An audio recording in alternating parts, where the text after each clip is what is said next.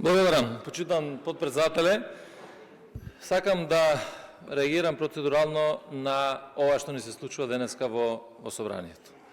Мислам дека ваков начин на функционирање на собрание во кое што во моментот добиваме точки на дневен ред и ни известуваат во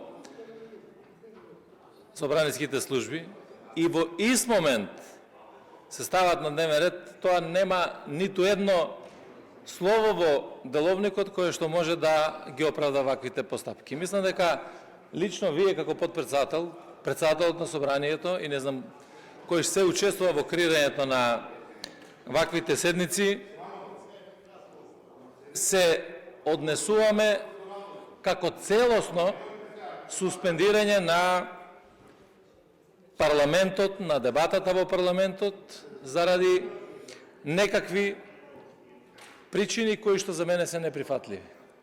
Најголемиот дел од законските текстови се однесуваат на усогласувањето со Законот за организација и работа на органите на државната управа и не ми е јасно како може министрите, замениците министри, службите и така натаму да не знаат дека тоа треба да го направат усогласувањето до 31 декември, денеска по итна постапка, во скратена постапка, сите закони како се денеска гори и ќе мораме да ги донесеме. Зошто?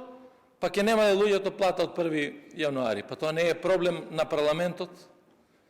Мислам дека вакво однесување не треба да се толерира, посебно од оние кои што доаѓаат овде и ни делат лекции во парламентот за демократија, а на ваков начин се однесуваат и не ставаат сите во една таква позиција во која што целосно го рушиме нашиот систем на парламентарна демократија. Доколку сметате дека не треба да има никакви дебати, не треба да има парламенти, дајте тогаш да не трошиме ниту пари на граѓаните, ниту ресурси, ниту време и така натаму, измислете некој друг начин во кој што ќе ги носите законите, повикувајќи се на тоа дека имате парламентарно мнозинство и дека тоа треба да се прави. Тоа е првата работа.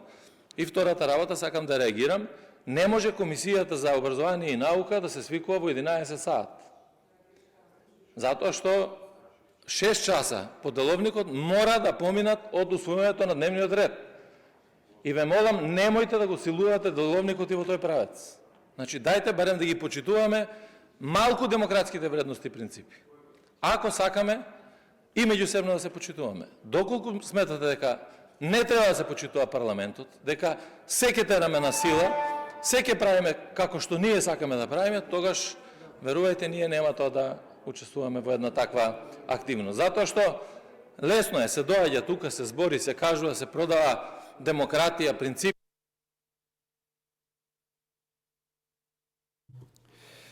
Благодарам за